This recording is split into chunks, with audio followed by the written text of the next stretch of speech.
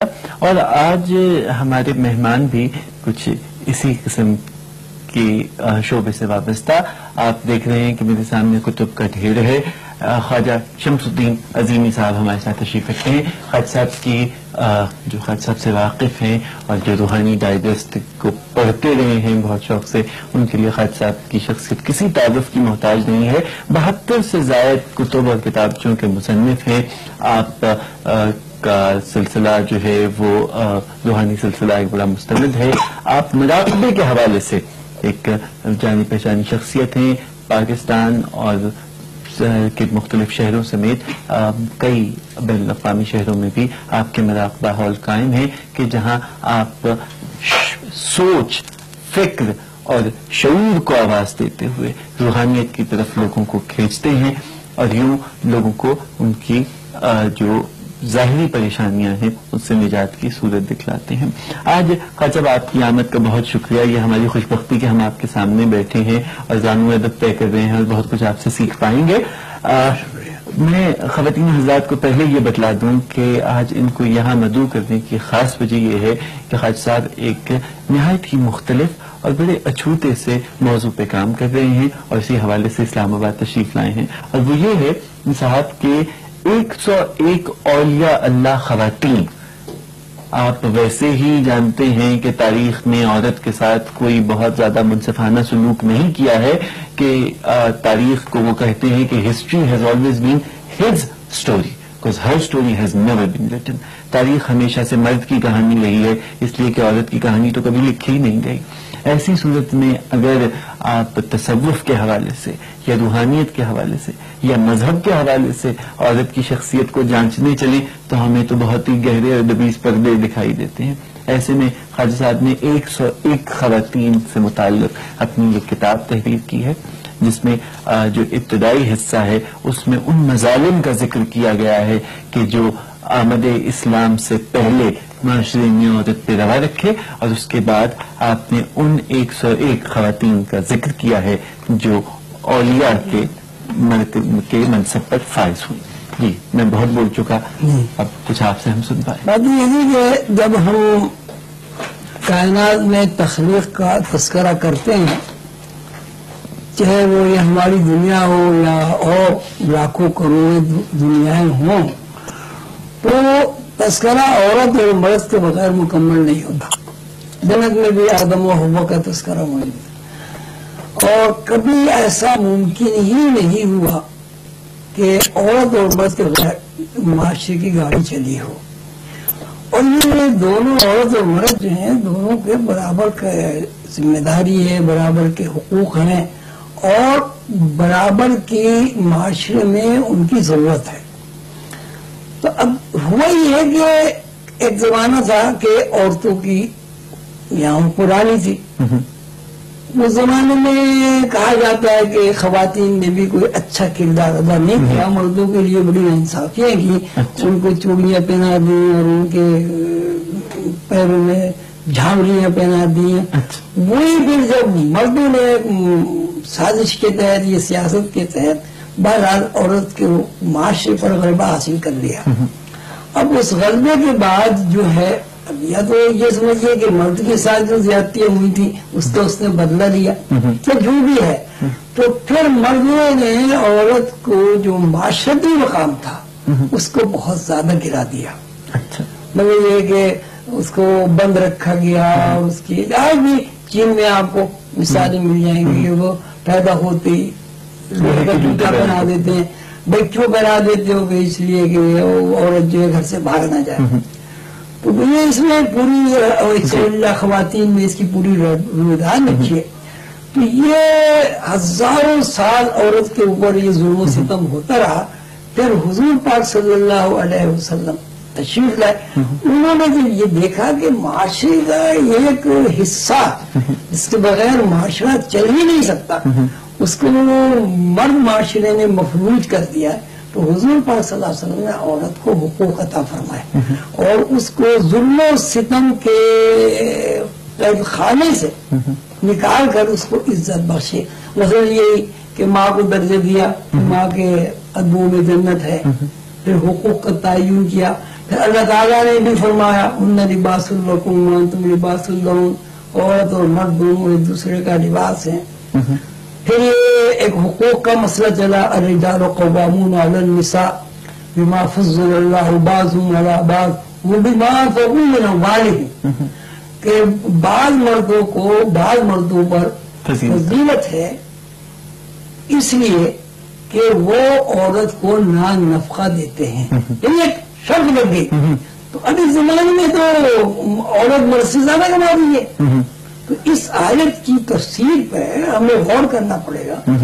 اس کا مطلب یہ نہیں ہے کہ عورت کوئی معمول ہو گئی ہے، لیکن ایک ورڈ شرط ہے وہاں، وہ بیمان کو کہ اپنے مال خرچ کرتے ہیں، حفاظت کرتے ہو. تو یہ جو کتاب ہے تو منشا ہے، اس کے پیچھے دو میرے ایم ہے. ایک تو یہ کہ عورت کو اتنا برین واش کر دیا گیا اسلام سے پہلے. اسلام نے بہت زیادہ حقوق دیے ہیں کہ وہ عورت مرد کی کوئی محتاج بن کے رہ گئی. مثلا میرے پاس ایک صاحبہ آئی ڈپٹی کمشنر، اسسٹنٹ کمشنر آئی اور انہوں نے کہا مجھے جلدی جانا ہے. میں نے کہا ایسی کیا جلدی، بیٹھو، کہیں میرے خامن آئیں گے وہ ناراض ہوں گے. اچھا. ان کا کہنا یہ ہے کہ میں گھر پہ جو ہوں تو تمہیں موجود ہونا چاہیے. میں کہا تم اتنی بڑی تمہاری ڈیوٹی ہے، اسسٹنٹ ڈپٹی کمشنر تم ہو. تو مطلب یہ معاشرے میں اتنا زیادہ دباؤ ہے. اب جو عورت کو جو حقوق دیے گئے یورپ میں جو حقوق دیے ہیں وہ اس سے زیادہ حقوق دے دیے گئے ہیں جو اسلام نے دیے. نتیجے میں وہ معاشرہ انبیلنسڈ ہو گیا. تو یہ کتاب لکھنے کا مقصد یہ ہے کہ عورتیں ان حقوق سے واقفیت حاصل کریں جو اللہ نے، اللہ کے رسول نے انہیں عطا کیے ہیں. خیر صاحب، آپ کا تعلق جو ہے وہ روحانیات کے شعبے سے ہے، اور یوں کہا جائے کہ آپ لوگوں کی روح کو صاف کرنے کا کام کرتے ہیں. ہمارے ہاں ایسا عورت کے حوالے سے بات کر رہے ہیں، ہم ہمیشہ یہ دیکھتے ہیں کہ ہمارے معاشرے میں یہاں پر اگر کبھی ذکر ہو کاروکاری کی رسم کا، یا یہاں پر ذکر ہو کبھی اپنے عزت کے نام پہ قتل کا، یا ویسے عورت کو نچلا درجہ دینے کا، تو فوری طور پہ ایسا محسوس ہوتا ہے کہ جیسے ہم ریفیوج تلاش کرتے ہیں یا پناہ ڈھونڈتے ہیں، اس طرح یہ کہہ کر کہ مغرب میں عورت تو جو ہے وہ بڑی بے باک ہو گئی ہے. مسئلہ مغرب کی عورت کا نہیں ہے، مسئلہ مشرق کی عورت کا نہیں ہے. مسئلہ یہ ہے کہ پاکستان کی عورت ہمارا اپنا معاشرہ ہے جو نہ مغربی معاشرہ ہے اور جسے نہ آپ یہ کہتے ہیں کہ وہ ہندوانہ معاشرہ ہے. پاکستان کا معاشرہ پاکستان کا معاشرہ ہے جس میں اسلام کا رنگ بھی ہے لیکن اس میں علاقائی رنگ بھی ہے. اس معاشرے میں نہ تو مذہب کے نام پر ہم عورت کو مار سکتے ہیں اور نہ صرف اس لیے ریفیوج ڈھونڈ سکتے ہیں کہ مغرب میں عورت کو آزادی ہے. ایسا کیوں کرتے ہیں آپ؟ تو نہیں، لیکن یہ سرین ناانصافی ہے کہ جب اللہ تعالیٰ مرد عورت کا ذکر کرتے ہیں تو وہ کہتے ہیں المسلمین والمسلمات، مسلمان مرد مسلمان عورتیں، مومن مرد مومن عورتیں، سچ بولنے والے مرد سچ بولنے والی عورتیں، اور آخر میں کہتے ہیں والحافظین فروجہم والحافظات، اور اپنی عصمتوں کی حفاظت کرنے والی عورتیں اور اپنی عصمتوں کی حفاظت کرنے والے مرد. تو وہ جو مرد جو اس قسم کے ظلم کرتے ہیں تو وہ اس لیے کرتے ہیں کہ عورت جو ہے وہ بہت کمزور ہے، پسماندہ ہے، وہ کچھ کر نہیں پاتی. ورنہ وہی عورت کہہ مردوں کا کرے اگر اس کے اندر کوئی حوصلہ ہو، طاقت ہو. اور اس کی وجہ یہ ہے کہ اس میں عورت کا بھی ایک قصور ہے کہ عورت پی ایچ ڈی تو ہو سکتی ہے، کسی بھی شعبے میں ماسٹر بھی ہو سکتی ہے، لیکن جب اس کے حقوق کا تعلق ہوتا ہے جو اللہ نے، اللہ کے رسول نے اسے دیے، اس کے معاملے میں اسے فرق اسے علم نہیں ہے، انہیں علم اس لیے پڑھتی نہیں.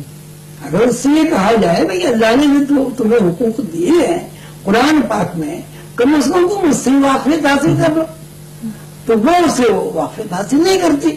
نتیجے میں ٹھیک ہے مرد معاشرہ ابھی بھی غالب ہے، لیکن اب یہ صورت ہے جو میں سمجھ رہا ہوں، محسوس کر رہا ہوں، دیکھ رہا ہوں کہ اب یہ دور مردوں کا ختم ہو رہا ہے. اچھا. عورتیں غالب آ جائیں گی اور آنی شروع ہو گئی. مثلا 10-12 ملک میں جو ابھی بھی عورتوں کی حکمرانی، یہاں پہ پاکستان میں بھی حکمرانی رہی، انڈیا میں بھی رہی، کینیڈا میں، ادھر ادھر. تو اب یہ جو دور ہے یہ اب یہ عورتوں کا دور آ رہا ہے بڑی تیزی کے ساتھ. اس سے آپ کو اندازہ ہوتا ہے کہ لڑکے پڑھ کے نہیں دیتے، لڑکیاں پڑھتی چلی جا رہی ہیں. فرسٹ ڈویژن جتنی لڑکیاں پاس ہوتی ہیں لڑکے ہوتے ہی نہیں. میں یہ چاہتا ہوں بحیثیت مسلمان کے اور جو میری ایک ذمہ داری ہے روحانی کہ عورتوں کو اس بات کا ادراک ہونا چاہیے کہ اللہ نے، اللہ کے رسول نے انہیں کیا حقوق دیے ہیں، تاکہ جب وہ اس معاشرے پہ آ کے قابل ہوگی ایک طرح سے اور مرد پیچھے چلا جائے گا تو ان کے ذہن میں اگر اللہ اور رسول کا پروگرام رہا تو جس طرح مردوں نے ظلم کیا ہے تو عورتیں ظلم نہیں کریں گی. ان لوگوں نے کہانی پھر دوہرائی جائے گی. بالکل. ایسا اسی بات سے متعلق میں ایک سوال کرنا چاہوں گی کہ آپ نے بات کی کہ خواتین جو ہیں وہ بہت صحیح بات کی کہ خواتین جو ہیں وہ بے شک بہت پڑھ لکھ جائیں لیکن انہیں جو اسلام نے حقوق دیے ہیں ان کے بارے میں معلوم نہیں ہوتا. بالکل اسی طرح کہ جب شادی کے وقت، نکاح کے وقت حق مہر مقرر کیا جاتا ہے تو میرا خیال ہے کہ اس وقت بھی 32 روپے چارہ میں، اور خاتون کو جن کی شادی ہو رہی ہوتی ہے میرا خیال ہے ان سے مشورہ بھی نہیں کیا جاتا، ان کو کچھ معلوم ہی نہیں ہوتا. جو ان کے والدین ہوتے ہیں وہی مل کے یہ سارا کچھ اکثر ہوتا یہ ہے کہ اگر حق مہر زیادہ رکھا جائے تو سسرال والے اس کے اوپر بہت اعتراض کرتے ہیں کہ دیکھیں یہ کیا وجہ ہے کہ یہ حق مہر اتنا زیادہ رکھ رہے ہیں. اور دوسری بات یہ کہ ابھی آپ کی کتاب میں ہی میں پڑھی تھی، باقاعدہ ذکر تھا کہ حضرت عمر فاروق رضی اللہ تعالیٰ عنہ نے کہا ہے کہ جی آپ مطلب ہر شخص زیادہ سمجھدار ہے، آپ خاتون نے کہا کہ بھائی اللہ جب ہم حق میں اتنا زیادہ رکھ رہے ہیں. اور دوسری بات یہ کہ ابھی آپ کی کتاب میں ہی میں پڑھی تھی، باقاعدہ ذکر تھا کہ حضرت عمر فاروق رضی اللہ تعالیٰ عنہ نے کہا ہے کہ جی آپ مطلب ہر شخص زیادہ سمجھدار ہے، آپ خاتون نے کہا کہ بھائی اللہ جب ہمیں دیتا ہے تو آپ روکنے والے کون ہیں. اور اس میں ذکر بھی ہے کہ حضرت خدیجہ رضی اللہ تعالیٰ عنہ کا کتنا 500 درہم تھا اس دور کے حوالے سے. 500 درہم تو کیا وجہ ہے کہ جب ایک حق جو ہے وہ عورت کو دیا ہوا ہے. بات وہی ہے جب آپ نکاح کے بارے میں غور کریں گے تو آپ یہ یہاں پاکستان ہے تو اس کی بڑی رعایت ہے، وہ نکاح نامہ آپ کے پاس آتا ہے تو آپ کیوں نہیں پوچھتے اسے سارے. بالکل خواتین شرائط پہ تو لکیر لگا دی جو شرائط ہیں وہ اس پہ لکیر لگا دیتے ہیں اور آپ اس پہ آنکھیں بند کر کے بس یہ بتا دیا جاتا ہے کہ یہاں پہ دستخط کرنا ہے. آپ کیوں پڑھی لکھی ہیں آپ جو انگریزی کی آکسفورڈ ڈکشنری تو پڑھ لیں گی اور وہ اتنا فارم نہیں پڑھتے ہیں، اپنی کیسے پہلے مگا کے پڑھیں. یہی ہم چاہتے ہیں کہ عورت کو ہم یہ بے بار نہیں کرنا چاہتے. ہم یہ کہتے ہیں کہ عورت کو شریعت نے، اسلام نے، قرآن نے، اللہ نے جو حقوق دیے ہیں اور اس سے واقف ہو. ایک تو ہم یہ چاہتے ہیں. دوسری بات ہم یہ چاہتے ہیں کہ روح کا جہاں تک تعلق ہے، مرد اور روح جو ہے، مرد کی عورت کی روح الگ الگ نہیں ہوتی، روح ہے. ایک آدمی اگر وہ کیمسٹری پڑھ سکتا ہے مرد عورت بھی پڑھ لیتی. اسی طرح ایک آدمی اگر روحانی علوم سیکھ کر ولی بن سکتا ہے، روحانی انسان بن سکتا ہے، ایک عورت بھی روحانی علوم پڑھ کے ولیہ بن سکتی ہے. خبریں حضرت اس حوالے سے بات چیت جاری رہے گی اور بطور خاص یہ ضرور پوچھا جائے گا کہ جیسے ابھی صاحب نے ذکر کیا کہ حضرت خدیجہ رضی اللہ تعالیٰ عنہ کا حق مہر جو تھا وہ 500 درہم تھا، تو پھر یہ 32 روپے چارانی کی کہانی کب آئی اور کیسے آئی؟ اس معاملے پہ ہم جناب خالد صاحب سے گفتگو جاری رکھیں گے، لیکن اس سے پہلے ہم لیتے ہیں ایک چھوٹا سا کمرشل بریک. بالکل دودھ جیسا، صرف 10 دنوں میں مضبوطی جو صاف نظر آئے. نیا پینٹین گولڈ، زیادہ طاقت، زیادہ لائی کرے حفاظت کے ساتھ.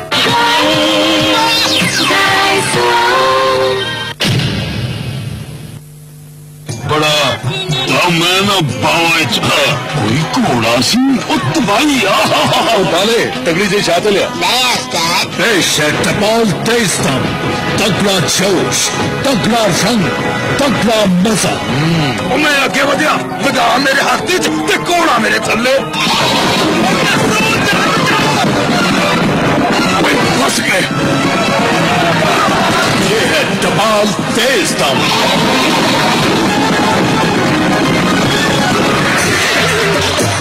نوائے ہیں کہ چھا گئے ٹھا کر کے. ٹپال تیزتم لگے ٹھا کر کے. مان لے आइए मिलकर करें इस सफर का आगाज रोशन लम्हों और रोशन साथों के साथ। इस सफर में हम बहुत सी मुस्कुराहट ऐसे फजा के रंग और मौसम खुशबू। इस सफर की हर मंजिल पर हम होंगे आपके दोस्त, आपके साथ आपके हमसफर। नई ऋतु में हम होंगे आपके हमकदम। आइए करें जिंदगी की बातें, सुने यादों की चाट और देखें आपका, हमारा और हम सबका रोशन पाकिस्तान। कॉल करें और रिकॉर्ड करवाएं पसंदीदा गानों की फरमाइश, होम टिप्स और ब्यूटी टिप्स, और बताएं कि आप क्या देखना चाहते हैं। तो कॉल कीजिए 0900-755 पर।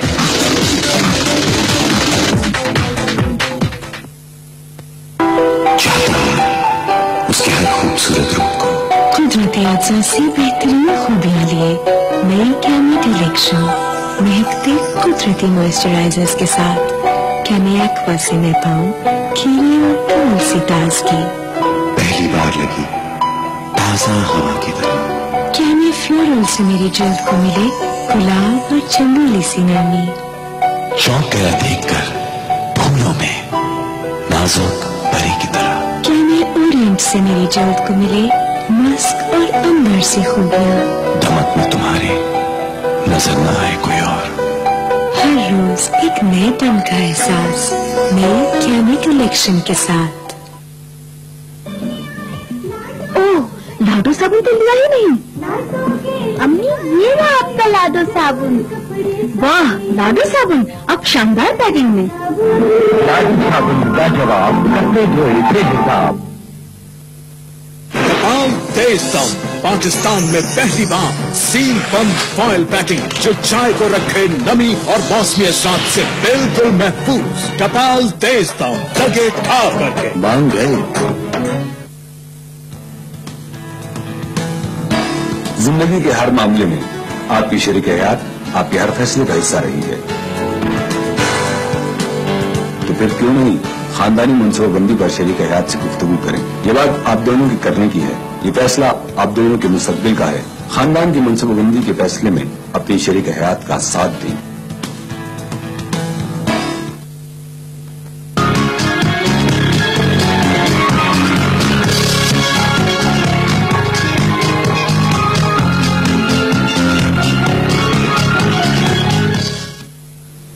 जी जनाब, इससे पहले कि हम गुफ्तगू के सिलसिले को मजीद आगे बढ़ें, झटपट आपको फिर एक मरतबा दोबारा आज का सवाल बता देते हैं ताकि आप जीत सकें बहुत सारे इनामात।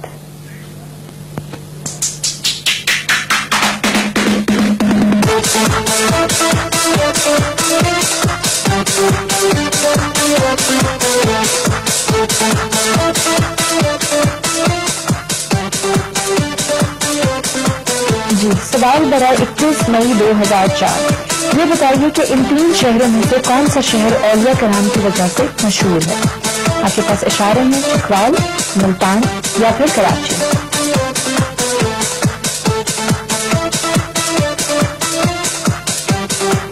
नंबर वही आपका जाना पहचाना 0900-77755 यानी 0900-77755। कॉल कीजिए, जवाब दीजिए और जीतिए लाखों के बेशकीमत इनाम।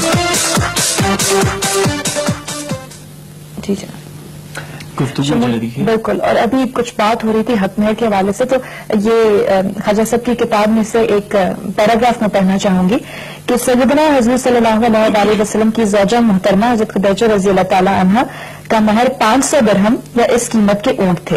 हज़रत जुबैरिया रज़ी अल्लाह ताला अन्हा का महर 400 दिरहम, हज़रत हबीबा रज़ी अल्लाह ताला अन्हा का महर 400 दिरहम, हज़रत सौदा रज़ी अल्लाह ताला अन्हा का महर 400 दिरहम थे। इस दौर में एक ऊंट की कीमत 400 दिरहम थी और ऊंट महज दूध और गोश्त का जरिया ही नहीं था बल्कि बार बदारी के लिए सहराई जहाज की हैसियत रखता था। यानी उस वक्त एक ऊंट आज के दौर की मर्सिडीज और रोल्स रॉयस कार की कीमत के बराबर था। तो ख्वाजा साहब, ये जो जब इस्लाम जो है औरत को इतने हकूक दे रहा है, तो ये जैसा कि शमून ने कहा कि इतने हक महर से ये 32 रुपए और 4 आने जो थे, यहाँ तक का सिलसिला जो है, इसमें क्या वजूहात हैं? देखिए जी, अगर ये आप इसको 32 रुपए को मेहर को अमल दे कि मजाक लगता है 32 रुपए, اور یہ پہلے مہر کے بارے میں اگر یہ سوچا جائے کہ اللہ تعالیٰ نے یہ کیوں رکھا تو یہ سمجھے عورت کے ایک تحفظ اور مستقبل کی ضمانت کے لیے. اب 32 روپے میں کیا مستقبل کی ضمانت ہوتی ہے؟ 32 روپے کی تو آج کل ایک ٹرافی آتی ہے. بالکل فارن ٹرافی لیں آپ, 32 روپے 40 روپے کی ایک ٹرافی آتی ہے. یہ کہاں سے آیا 32 روپے؟ یہ تو بہرحال ایک خام خواہ کے وہ چھتے میں ہاتھ دینے والی بات. یہ تو یوں معلوم ہوتا ہے کہ صرف فارمیلٹی پوری کی جائے. یہ جو ہے نہیں فارمیلٹی بھی پوری ہوتی ہے 32 روپے سے. تو بھائی اس زمانے میں 32 روپے میں کیا چیز آتی ہے؟ اس کے لیے ایک پاؤنڈ بھی نہیں ہوا جی, $1 بھی نہیں ہوا جی. اگر آپ کہیں گے یہ ڈالر $1 کیا ہوگا؟ آدھا $1 ہوا جی. بالکل 60 روپے کا ڈالر ہے آپ کا جی. تو یہ تو بات الگ ہے, لیکن بات یہ کہ یہ جو حقائق ہیں جو آپ کے سامنے ہیں اور یہ لاکھوں روپے میں قیمت پڑتی ہے. بالکل جی. جو کہتے ہیں اگر بی بی فاطمہ کا 32 روپے مہر تھا, وہ بھی ہمیں تو کہیں نہیں ملا 32 روپے مہر. تو اب یہ ہے کہ اسلام کے ساتھ جو کچھ ہوا وہ اس سے اندازہ آپ کر لیجیے کیا ہوا اسلام کے ساتھ. اچھا حضرت, آپ کی یہ کتاب احسان و تصوف اس وقت میرے سامنے ہے. یہ اگر ہمارے ناظرین دیکھ پائیں, احسان و تصوف یہ کتاب خواجہ شمس الدین عظیمی صاحب کی یہ تحریر ہے. یہ کتاب آپ کی بہاؤالدین زکریا یونیورسٹی کے نصاب میں ہے جی شامل ہے. ساتھ ہی ساتھ آپ کی 2 عدد کتب جو ہیں وہ برطانیہ کی یونیورسٹی میں بھی شامل کی گئی ہے. یہ ان کتب کا موضوع وہی تصوف ہے, لیکن یہ احسان کے ساتھ تصوف کو ملانا یہ رخ کیا ہے؟ ہم نے عدل و احسان تو سنا تھا, یہ احسان و تصوف یہ کیا موضوع ہے؟ احسان کا لفظ کا مطلب یہ ہے کہ حضور پاک صلی اللہ علیہ وسلم نے فرمایا ہے کہ مومن کو مرتبہ احسان حاصل ہوتا ہے. اور مرتبہ احسان کی تعریف رسول اللہ صلی اللہ علیہ وسلم نے یہ فرمائی ہے کہ مومن عبادت میں جب وہ عبادت کرتا ہے تو وہ یہ دیکھتا ہے کہ میں اللہ کو دیکھ رہا ہوں, یہ اس کا اعلیٰ درجہ ہے. اور اس کا دوسرا درجہ یہ ہے کہ مومن یہ دیکھتا ہے کہ مجھے اللہ دیکھ رہا ہے. تو تصور سارا کا سارا جو ہے اصل میں وہ انر کو دیکھنے کا ایک علم ہے, یعنی انر سے مطلب روح کو دیکھنا کا علم ہے. تو احسان و تصوف کا مطلب یہ ہے کہ وہ علوم تصوف کے وہ علوم جو انسان کو اس کے رب سے قریب کر دیتا ہے, یعنی اللہ کا عرفان اسے حاصل ہوتا ہے. اگر آپ نماز پڑھیں اور تصوف کی آپ علوم سیکھ لیں, جو مشقیں ہیں, مثلا نماز ہے, روزہ ہے, اور ریاضت مجاہدین ہے, اللہ کا ذکر ہے, اس کا پورا کورس ہے. اگر آپ وہ کر لیں تو آپ کے اندر اتنی صلاحیت پیدا ہو جاتی ہے کہ جب آپ نماز پڑھیں تو پھر واقعی آپ یہ دیکھتے ہیں کہ اللہ سامنے ہم اس سے سجدہ کر رہے ہیں. تو اس بنیاد پر یہ احسان و تصوف نام وہ یونیورسٹی والوں نے رکھا ہے. اچھا, خیال ہے ایک جس کے اوپر سے پردے ہٹتے جاتے ہیں, اور وہ جو ایک حقیقت ہے جس کے اوپر سے پردے ہٹتے جاتے ہیں, خیال نہیں ہے. حقیقت یہ ہے کہ ہمارا اللہ سے ایک واسطہ ہے, اور وہ واسطہ رابطہ یہ کہ ہر بندہ جو مشرک نہیں ہے تصوف ہے. لیکن یہ احسان کے ساتھ تصوف کو ملانا یہ رخ کیا ہے؟ ہم نے عدل و احسان تو سنا تھا, یہ احسان و تصوف یہ کیا موضوع ہے؟ احسان کا لفظ کا مطلب یہ ہے کہ حضور پاک صلی اللہ علیہ وسلم نے فرمایا ہے کہ مومن کو مرتبہ احسان حاصل ہوتا ہے.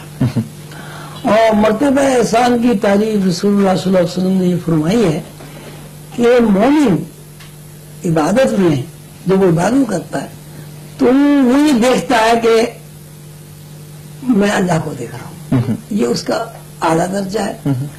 اور اس کا دوسرا درجہ یہ ہے کہ مومن یہ دیکھتا ہے کہ مجھے اللہ دیکھ رہا ہے.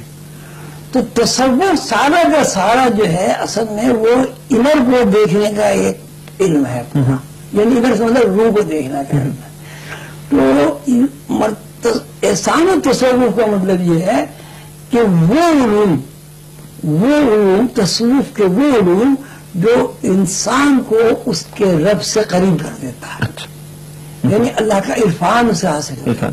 میں اگر آپ نماز پڑھیں اور تصوف کی آپ سیکھ لیں جو مشقیں ہیں، مثلا نماز ہے، روزہ ہے اور ریاضت مجاہدین ہیں، اللہ کا ذکر ہے، اس کا پورا کورس ہے. اگر آپ وہ کر لیں تو آپ کے اندر اتنی صلاحیت پیدا ہو جاتی ہے کہ جب آپ نماز پڑھیں تو پھر واقعی آپ یہ دیکھتے ہیں کہ اللہ سامنے ہم اس سے سجدہ کر رہے ہیں. تو اس بنیاد پر یہ احسان و تصوف نام وہ یونیورسٹی والوں نے رکھا ہے. اچھا، خیال ہے ایک جس کے اوپر سے پردے ہٹتے جاتے ہیں، اور وہ جو ایک یہ کہیے گا حقیقت ہے جس کے اوپر سے پردے ہٹتے جاتے ہیں، خیال نہیں ہے. حقیقت یہ ہے کہ ہمارا اللہ سے ایک واسطہ رابطہ ہے، اور وہ واسطہ رابطہ یہ کہ ہر بندہ جو مشرک نہیں ہے، موحد ہے، اللہ کو معبود حقیقی مانتا ہے، پرستش کے علاوہ کسی اور ذات کو وہ نہیں مانتا اللہ کے علاوہ، وہ اس کے اندر یہ صلاحیت پیدا ہو جاتی ہے. اگر وہ صلاحیت کو استعمال کر لے تو وہ اللہ کو دیکھتا ہے، اللہ سے باتیں کرتا ہے، اللہ سے عرض معلوم کر سکتا ہے، اللہ سے دعا کرتا ہے کہ اللہ نے میرا یہ کام، جیسے ایک بیٹا ہے تو مثال لا کے اپنے باپ سے کہتے ابا میرا یہ مجھے یہ چاہیے، اللہ کا بندہ اللہ سے کہتا ہے مجھے یہ چاہیے. لیکن یہ جب ہوگا جب آپ اپنی روح سے واقف ہوں گے، تو روح سے واقفیت اور روح کے ذریعے اللہ سے واقفیت، اس کو مرتبہ احسان کہتے ہیں. آپ کے بارے میں کہا جاتا ہے کہ آپ نے روحانی سائنس کو ایک جدید انداز سے پیش کیا، تو روحانی سائنس بیسکلی ہے کیا؟ اس میں کیا جدت ہے جو آپ لے کر آئے ہیں؟ اور دوسری بات یہ، سب سے اہم بات یہ کہ یہ ایک عام انسان کو اپنے مسائل حل کرنے میں کس طرح سے مدد دے سکتی ہے؟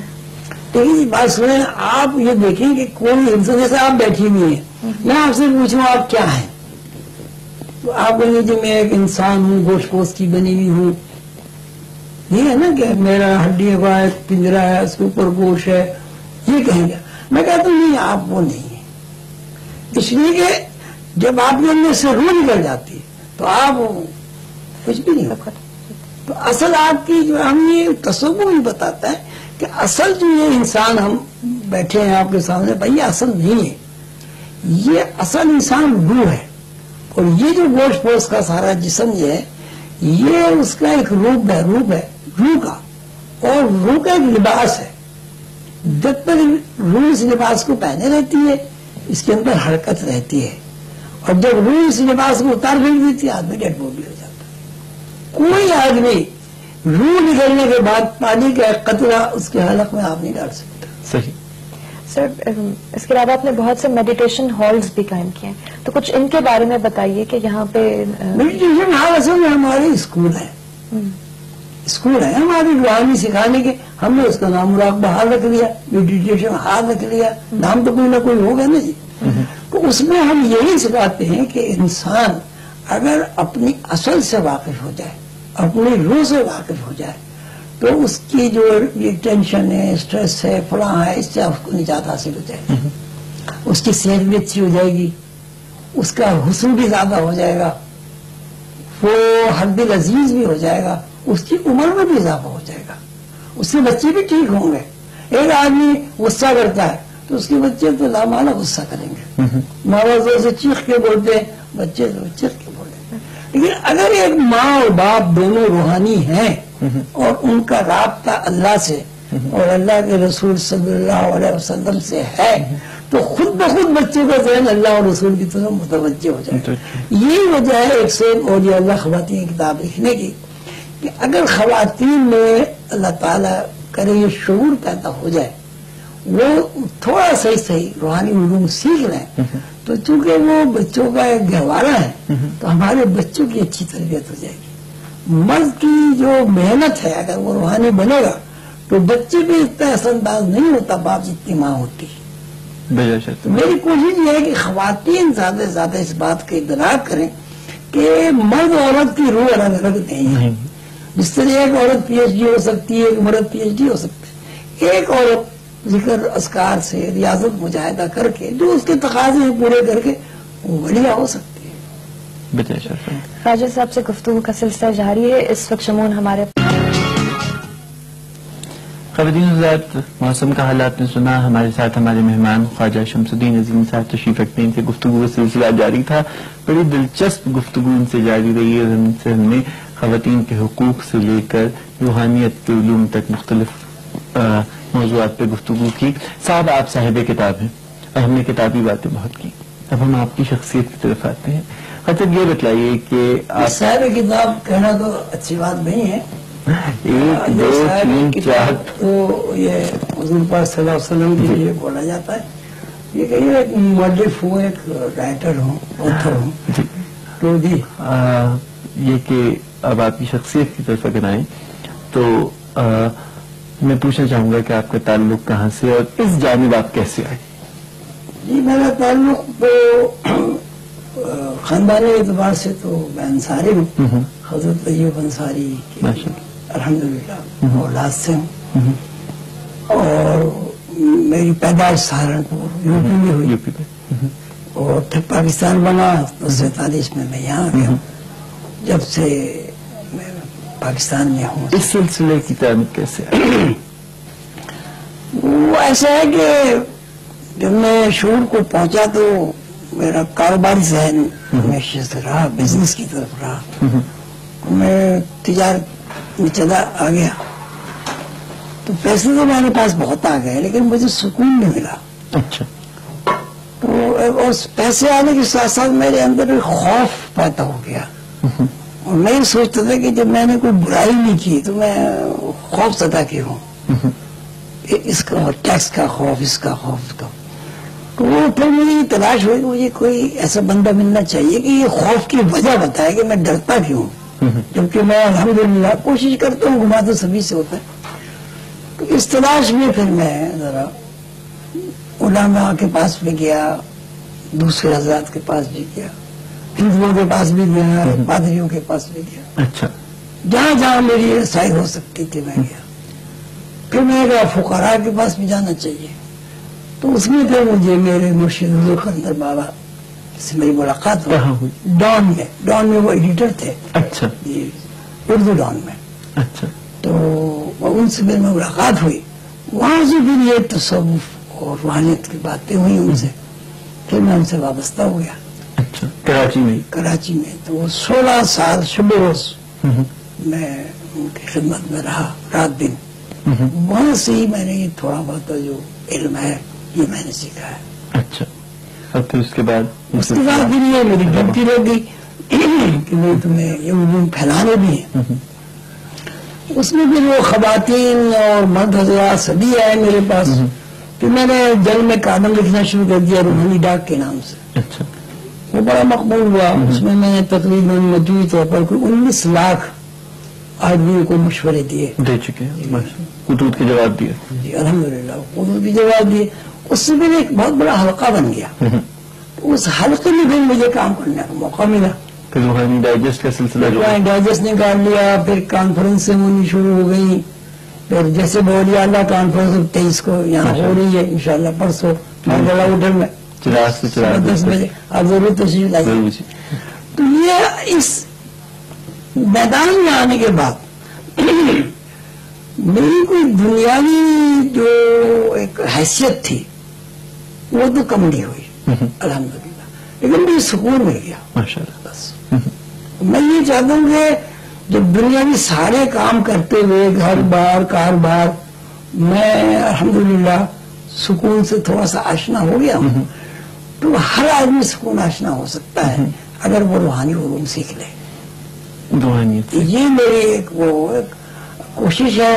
پھر اس میں نے سینٹر بنانے شروع کیے، باہر کے دورے کیے. تو اس میں 73 مراقبے حال بن گئے. پھر لائبریریوں کا سلسلہ شروع کیا کہ لوگوں کو مطالعے کی سہولت ملے. تو کوئی 105 کے قریب لائبریریاں بن گئی ساری دنیا میں، عظیم روحانی لائبریری کے نام سے. خلق خدا کی خدمت کا سلسلہ یوں جاری ہے بس الحمدللہ. خواتین حضرات، خواجہ شمس الدین عظیمی صاحب سے ہماری گفتگو جاری تھی. آپ نے سنا، ان کی باتوں کو سنا، ان سے ہم نے بھی فیض اٹھایا. ہمیں یقین ہے کہ وہ تمام ناظرین جو ہماری ٹرانسمیشن دیکھ رہے تھے اور جن تک خواجہ صاحب کا پیغام پہنچا انہیں بھی ان سے فیض اٹھانے کا موقع ملا. خواجہ صاحب نے ایک بات بہت خوبصورت کہی اور وہ یہ کہ میرے پاس پیسہ تو آ گیا سکون نہیں تھا، اور پھر تلاش سکون کا سفر شروع ہوا، اور سکون ملا اس علم میں کہ انسان عالم ارواح سے آیا ہے اور عالم ارواح کی طرف لوٹ جائے گا، سو اپنی منزل کو یاد رکھے اور اپنے مقام کو یاد رکھے۔ دنیا میں یہ جتنی دیر کے لیے ہمارا قیام ہے، بہتر ہے کہ ہمارا یہ قیام باقی افراد کے لیے، اللہ کی باقی مخلوق کے لیے رحمت کا باعث ہو، زحمت کا باعث نہ ہو۔ اسی ایک بڑے خوبصورت سے خیال کے ساتھ میں اور صاحب آپ سے اجازت چاہتے ہیں۔ حاج صاحب آپ کی آمد کا بہت آپ کا بہت شکریہ، آپ نے مجھے یہاں دعوت دی۔ جی بالکل، اللہ تعالیٰ اجازت چاہتے ہیں جی۔